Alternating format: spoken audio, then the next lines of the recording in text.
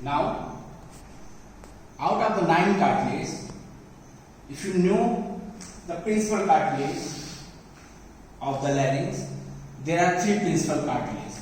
It is the thyroid cartilage, cricoid cartilage, and the arytenoid cartilage.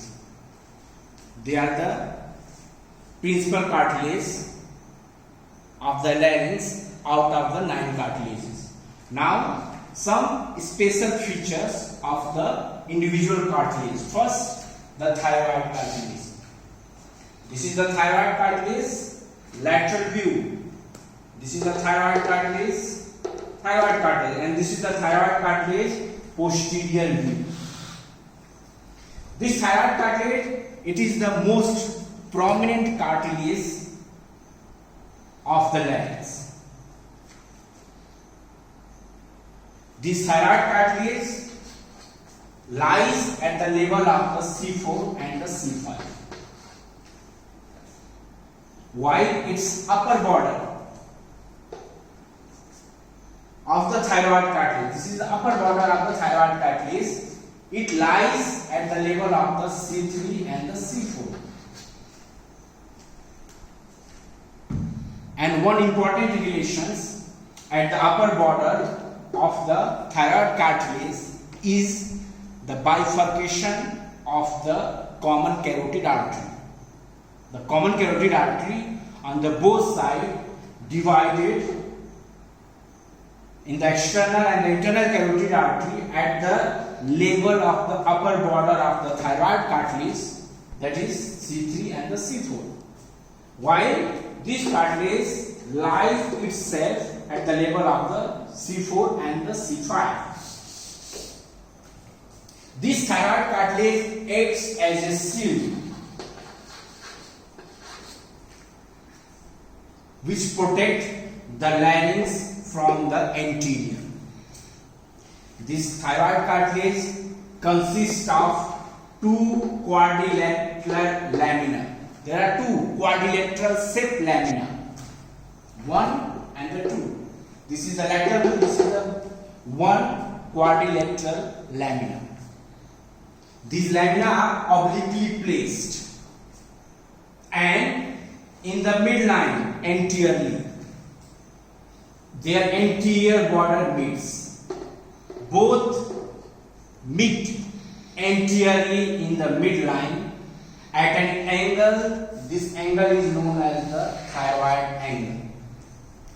If we cut the transverse section, this thyroid cartilage is V-shaped. It is the V-shape. It is the transverse section, and this is the thyroid angle. These are the 2 lamina.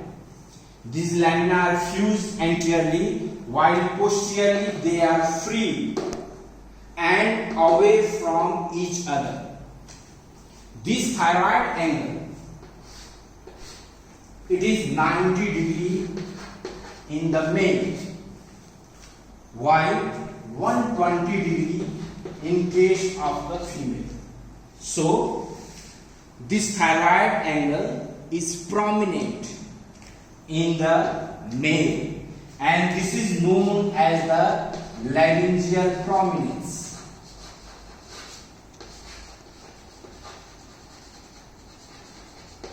Laryngeal prominence. Now, from the posterior border, that is free, there are 2 projections. One towards the upper side and towards the lower side. These projections are known as the horns or cornua. Horns are the cornua. These are the 2 projections. One towards the hard bone, this is the hard bone, and one towards the cricoid cartilage. Articulate with the cricoid cartilage to form the synovial joint, and these projections are known as the horns. Now, on the quadrilateral lamina, there is an oblique line. This is the oblique line.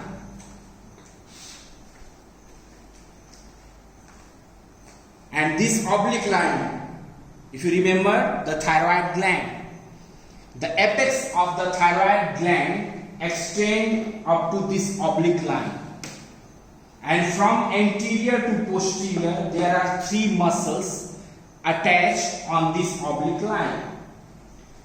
First anterior, from the thyroid to the heart, this is the thyroid. Behind thyroid, from the sternum, it is the sternothyroid, and there is the part of the inferior constrictor, that is the thyropharyngeus muscles. So these are the three muscles attached on this oblique line: thyroid, sternothyroid, and the inferior constrictor muscles.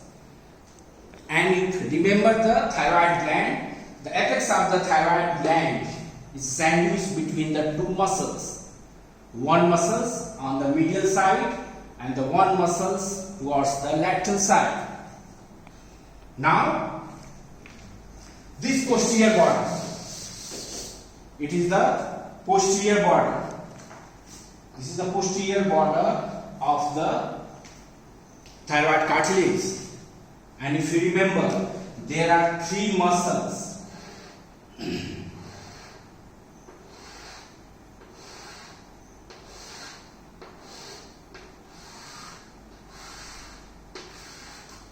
There are the three muscles attached to this posterior border. What are these muscles?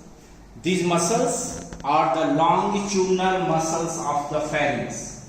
That is the stylopharyngeus, salpingopharyngeus, and the palatopharyngeus. These muscles are attached on the posterior border of the thyroid cartilage,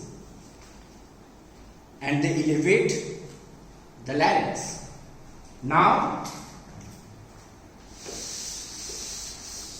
the posterior view, it is the posterior surface of the thyroid cartilage. Now this is the posterior surface of the thyroid cartilage, and this region where is the numbering, this is the posterior surface of the thyroid angle. From above to downwards, there are three ligaments attached. One is unpaired while the two is paired.